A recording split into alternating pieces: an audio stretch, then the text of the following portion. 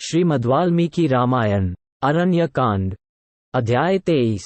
भयंकर उत्पातों को देखकर भी खर का उनकी परवाह नहीं करना तथा राक्षस सेना का श्रीराम के आश्रम के समीप पहुंचना। उस सेना के प्रस्थान करते समय आकाश में गधे के समान धूसर रंग वाले बादलों की महाभयंकर घटा घिराई। उसकी तुमुल गर्जना होने लगी तथा सैनिकों के ऊपर घोर अमंगल सूचक रक्तमय जल की वर्षा आरंभ हो गई। खर के रथ में जुते हुए महान वेगशाली घोड़े फूल बिछे हुए समतल स्थान में सड़क पर चलते चलते अकस्मात गिर पड़े। सूर्यमंडल के चारों ओर अलात चक्र के समान गोलाकार घेरा दिखाई देने लगा, जिसका रंग काला और किनारे का रंग लाल था। तदनंतर खर के रथ की सुवर्णमय दंड वाली ऊंची ध्वजा पर एक विशालकाय गीध आकर बैठ गया, जो देखने में बड़ा ही भयंकर था। कठोर स्वर वाले मांसभक्षी पशु और पक्षी जनस्थान के पास आकर विकृत स्वर में अनेक प्रकार के विकट शब्द बोलने लगे तथा सूर्य की प्रभा से प्रकाशित हुई दिशाओं में जोर जोर से चीत्कार करने वाले और मुंह से आग उगलने वाले भयंकर गीदड़ राक्षसों के लिए अमंगलजनक भैरवनाद करने लगे। भयंकर मेघ, जो मद की धारा बहाने वाले गजराज के समान दिखाई देते थे और जल की जगह रक्त धारण किए हुए थे, तत्काल घिराए। उन्होंने समूचे आकाश को ढक दिया, थोड़ा सा भी अवकाश नहीं रहने दिया।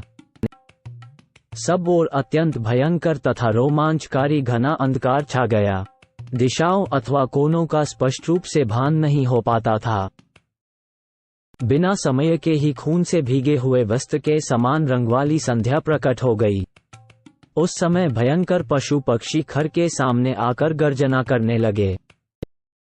भय की सूचना देने वाले कंक, सफेद चील, गीदड़ और गीद खर के सामने चीत्कार करने लगे।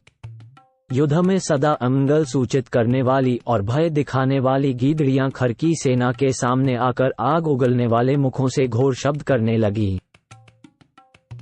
सूर्य के निकट परिक के समान कबंध, सिर कटा हुआ धड़ दिखाई देने लगा।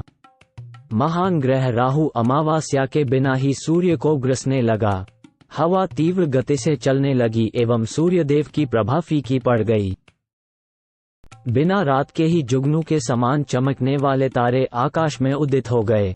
सरोवरों में मछली और जल पक्षी विलीन हो गए, उनके कमल सूख गए। उस क्षण में वृक्षों के फूल और फल झड़ गए। बिना हवा के ही बादलों के समान धूसर रंग की धूल ऊपर उठकर आकाश में छा गई। वहां वन की सारिकाएं चे चे करने लगी। भारी आवाज के साथ भयानक उल्काएं आकाश से पृथ्वी पर गिरने लगी।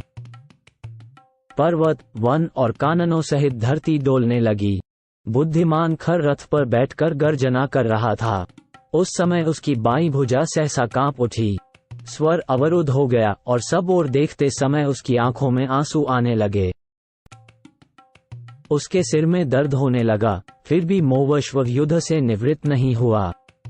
उस समय प्रकट हुए उन बड़े बड़े रोमांचकारी उत्पातों को देखकर खर जोर जोर से हंसने लगा और समस्त राक्षसों से बोला, ये जो भयानक दिखाई देने वाले बड़े बड़े उत्पात प्रकट हो रहे हैं, इन सब की मैं अपने बल के भरोसे कोई परवाह नहीं करता। ठीक उसी तरह जैसे बलवान वीर दुर्बल शत्रुओं को कुछ नहीं समझता है, मैं अपने तीखे बाणों द्वारा आकाश से तारों को भी गिरा सकता हूँ। यदि कुपित हो जाऊं तो मृत्यु को भी मौत के मुख में डाल सकता हूँ। आज बल का घमंड रखने वाले राम और उसके भाई लक्ष्मण को तीखे बाणों से मारे बिना मैं पीछे नहीं लौट सकता। जिसे दंड देने के लिए राम और लक्ष्मण की बुद्धि में विपरीत विचार, क्रूरतापूर्ण कर्म करने के भाव का उदय हुआ है, वह मेरी बहिन शूर्पणखा उन दोनों का खून पीकर सफल मनोरथ हो जाए। आज तक जितने युद्ध हुए हैं, उनमें से किसी में भी पहले मेरी कभी पराजय नहीं हुई है। ये तुम लोगों ने प्रत्यक्ष देखा है, मैं झूठ नहीं कहता हूँ। मैं मतवाले ऐरावत पर चलने वाले वज्रधारी देवराज इंद्र को भी रणभूमि में कुपित होकर काल के गाल में डाल सकता हूँ, फिर उन दो मनुष्यों की तो बात ही क्या है। खर की यह गर्जना सुनकर राक्षसों की वह विशाल सेना, जो मौत के पाश से बंधी हुई थी, अनुपम हर्ष से भर गई। उस समय युद्ध देखने की इच्छा वाले बहुत से पुण्यकर्मा महात्मा, ऋषि, देवता, गंधर्व, सिद्ध और चारण वहां एकत्र हो गए। एकत्र हो वे सभी मिलकर एक दूसरे से कहने लगे, गौ और ब्राह्मणों का कल्याण हो तथा जो अन्य लोकप्रिय महात्मा हैं वे भी कल्याण के भागी हों। जैसे चक्रधारी भगवान विष्णु समस्त असुर शिरोमणियों को परास्त कर देते हैं, उसी प्रकार रघुकुलभूषण श्री राम युद्ध में इन पुलस्त्यवंशी निशाचरों को पराजित करें। ये तथा और भी बहुत सी मंगल कामना सूचक बातें कहते हुए वे महर्षि और देवता कौतूहलवश विमान पर बैठकर जिनकी आयु समाप्त हो चली थी, उन राक्षसों की उस विशाल वाहिनी को देखने लगे। खर रथ के द्वारा बड़े वेग से चलकर सारी सेना से आगे निकल आया और शेंगामी, पृथुग्रीव, यज्ञशत्रु, विहंगम, दुर्जय, करवीराश, परुष, कालकामुक, हेममली, महामाली, सर्पास्य तथा रुधिराशन, ये 12 महापराक्रमी राक्षस खर को दोनों ओर से घेर कर उसके साथ साथ चलने लगे। महाकपाल, स्थूलाक्ष, प्रमाथ और त्रिशरा, ये 4 राक्षस वीर सेना के आगे और सेनापति दूषण के पीछे पीछे चल रहे थे। राक्षस वीरों की वह भयंकर वेग वाली अत्यंत दारुण सेना जो युद्ध की अभिलाषा से आ रही थी, सहसा उन दोनों राजकुमार श्री राम और लक्ष्मण के पास जा पहुंची, मानो ग्रहों की पंक्ति चंद्रमा और सूर्य के समीप प्रकाशित हो रही हो।